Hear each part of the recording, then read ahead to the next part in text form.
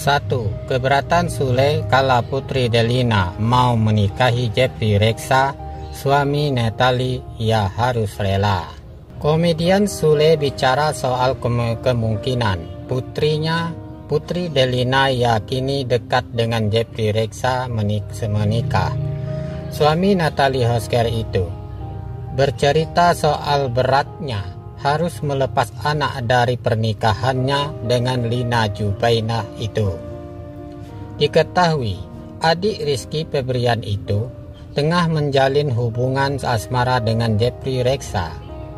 Satu keberatan Sule jika Putri Delina menikah nanti pun terungkap. Sule memang merasa keberatan jika harus berpisah jauh dengan sang putri. Namun, dia harus rela karena itu memang sudah jalan hidup. Relalah, ia harus rela Putri Delina tinggal berjauhan darinya jika sudah menikah. Kata Sule, dikutip dari kanal YouTube Putri Delina, Sule mengungkap sang putri telah menikah nanti, tanggung jawabnya ada pada sang suami. Perjalanan rumah tangga memang seperti itu. Kalau putri sudah pindah rumah, berarti sudah ada yang tanggung jawab, artinya suaminya, ujar Sule. Sule menyebut tugasnya hanya mendukung dan mendoakan yang terbaik untuk anaknya. Dan saya sebagai orang tua harus percaya dan percayakan kepada suaminya untuk menjaga anak saya, tutur Sule. Sule mengaku tetap membuka lebar pintu rumahnya untuk Putri Delina apabila terjadi sesuatu masalah. Apabila anak saya tidak bertanggung jawab suaminya, ia barulah aku tindak rela, ucap Sule. Diketahui kini Putri Delina terlihat semakin serius menjalin hubungan dengan Jeffrey. Keduanya kerap memberikan kemesraan di media sosial. Namun Putri dan Jeffrey dihadapi satu penghambat besar dalam hubungan mereka, yakni berbedaan keyakinan. Sebelumnya, pada Azil Hermansyah, Putri Delina baru-baru ini menceritakan soal hubungannya asmaranya dengan Jeffrey Reksa. Pun Delina dan Jeffrey Reksa masih bersama hingga saat ini. Dan nampak semakin serasi meski ada perbedaan keyakinan. Mulanya Putri Delina mengungkap awalnya pertemuan dengan sang kekasih. Rupanya pertama kali berkenalan dengan sang kekasih berawal dari pesan singkat di media sosial. Awalnya dari yaitulah aplikasi yang udah dari berawal yang biasanya lah PDKT, DM-DM-an, ungkapnya. Putri Delina ternyata senang dengan sifat dan attitude yang demikian oleh Jeffrey Reksa. Ya, salah satu sifat terus attitude juga dan mungkin berkemungkinan dia kali, ya katanya. Sayangnya, jalin hubungan beda keyakinan tentu tidak mudah bagi Putri Delina dan Jeffrey Reksa. Penyebabnya, Putri Delina kerap mendapat bisikan dari orang-orang sekitar untuk berpisah dengan kekasihnya saat ini. Meski begitu, Putri Delina mengatakan bahwa keluarganya selalu mendoakan yang terbaik untuk hubungannya. Kalau dari keluarga malah mereka nggak terlalu ikut campur sih, karena semua kan yang jalanin Putri Terus itu semua hak putri. Jadi mereka cuma bisa bantu doa dan ya dukung-dukungan aja jelasnya. Namun Putri Delina akui dirinya kerap merasakan takut serta khawatir dengan hubungan yang dijalinnya dengan Jeffrey Reksa. Meski begitu, keduanya memilih untuk tetap menjalinnya hingga saat ini dan sudah terhitung 1 tahun lebih lamanya. Putri ternyata awalnya tidak menyangka bisa menjalin hubungan beda keyakinan. Kini, Putri Delina mengaku sudah membahas soal perbedaan keyakinan dengan Jeffrey Reksa di awal hubungan keduanya. Jujur, dari maksudnya waktu sama Jeffrey, ini nggak nyangka sama sekali. Karena kan kayak prinsip, Putri dari awal tuh ya Putri harus yang semang itu, yang seiman itu tegangnya. Kita harus jalanin, dan kita bahkan dari awal pun sudah ada pembahasan itu juga. Cuma ya udahlah, maksudnya kita jalanin aja dulu, ujar Putri, sambung Natalie Hosker itu.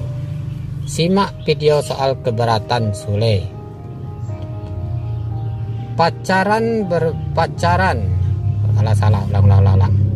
Pacaran beda agama bukanlah sesuatu yang mudah di Indonesia, apalagi jika dibawa ke jenjang yang lebih serius. Keluarga, teman, bahkan tetangga pasti akan ikut campur dalam hubungan asmara Anda.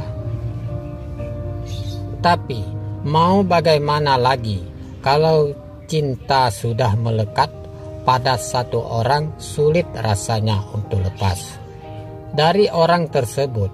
Berbagai halangan dan rintangan pun siap dihadapi, asalkan keduanya bisa dipersatukan dalam ikatan pernikahan. Sebelum melangkah lebih jauh, coba timbang-timbang dampak yang akan dirasakan saat menikah dengan orang yang berbeda keyakinan. Jangan pula karena omongan orang lain rumah tangga jadi berantakan nantinya. Apa saja yang harus dipertimbangkan bagi Anda yang mau menikah beda agama?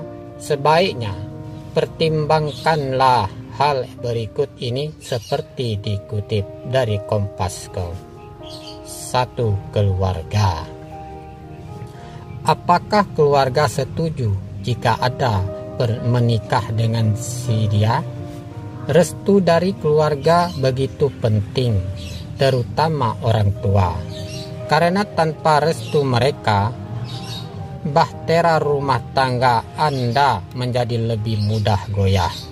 Sebelum melangkah lebih jauh, coba diskusikan hubungan Anda dan pasangan kepada orang tua masing-masing.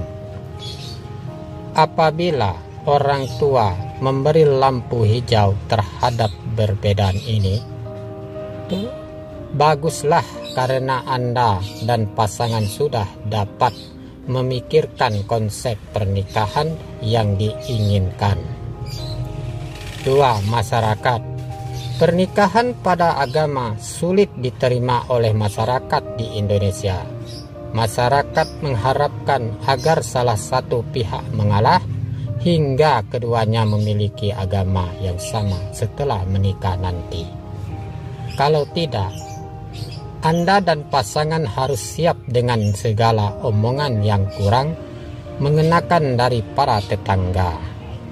Daripada diomong terus-menerus, lebih baik pindah rumah saja. Cari tempat tinggal yang diisi oleh masyarakat yang open minded, berpikiran terbuka, dan tidak terlalu memusingkan perbedaan agama seperti ini. Lakukan survei terlebih dahulu agar tidak salah memilih tempat tinggal baru. 3. Lokasi pernikahan.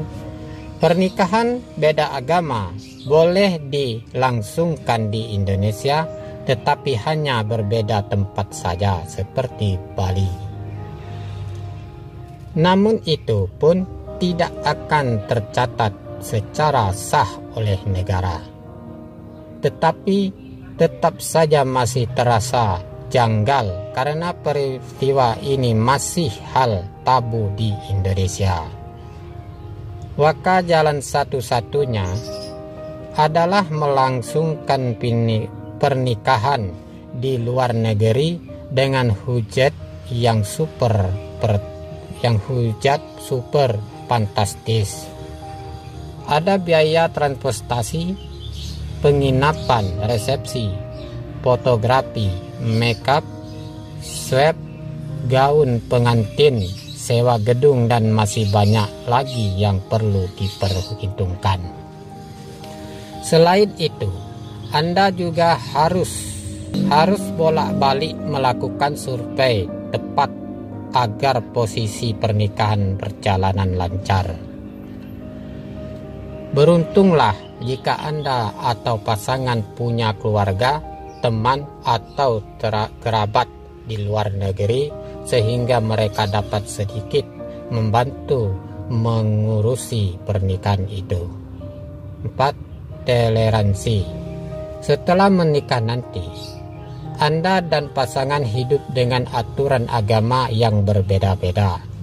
Jika tidak disikapi dengan transaksi yang tinggi, pasti akan muncul pertengkaran karena salah satu pihak sulit memahami pihak yang lain.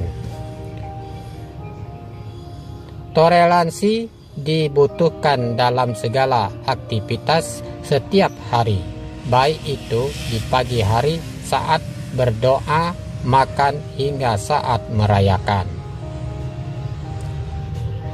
Dengan toleransi tinggi, yakinlah bahtera rumah tangga tetap bertahan sampai maut memisahkan. 5. Beribadah.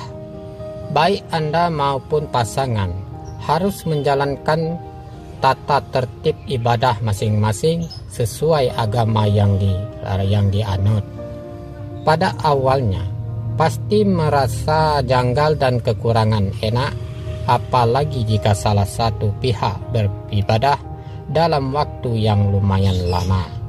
Tetapi lama-kelamaan pasti merasa biasa saja, apalagi jika Anda mau memahami pasangan. Jika Anda termasuk orang yang sulit menerima perbedaan dalam hal beribadah seperti ini, sebaiknya jangan menikah dengan orang yang berbeda agama. Bukannya harmonis, keluarga bakal ditimpa oleh berbagai malapetaka karena Anda sulit menerima perbedaan. 6. Nasib anak. Poin terakhir yang tidak kalah krusial adalah anak. Ketika tumbuh dewasa nanti, anak akan dihadapkan pada pilihan sulit, apakah ingin ikut agama ayah atau ibunya. Selaku orang tua, Anda dan pasangan harus memberi. Hindari segala jenis hasutan atau ajakan untuk memilih agama yang satu atau yang lain. Biarkan anak menentukan pilihannya sendiri. Apapun keputusan anak nanti, Anda dan pasangan harus terima dengan lapangan dada tanpa adanya sikap segan atau sakit hati. Sikapkah Anda dengan segala konsekuensi? Memutuskan pernikahan beda agama membutuhkan banyak pertimbangan agar pernikahan tersebut bisa awet walaupun banyak aral yang melintang. Langsungkan pernikahan jika Anda sudah siap menerima segala konsekuen yang disebutkan di atas. Jika tidak, lebih baik segera berpisah karena Anda dan pasangan tidak akan dapat dipersatukan. Dapatkan informasi lainnya di Klowen. Klik Banjarmasin.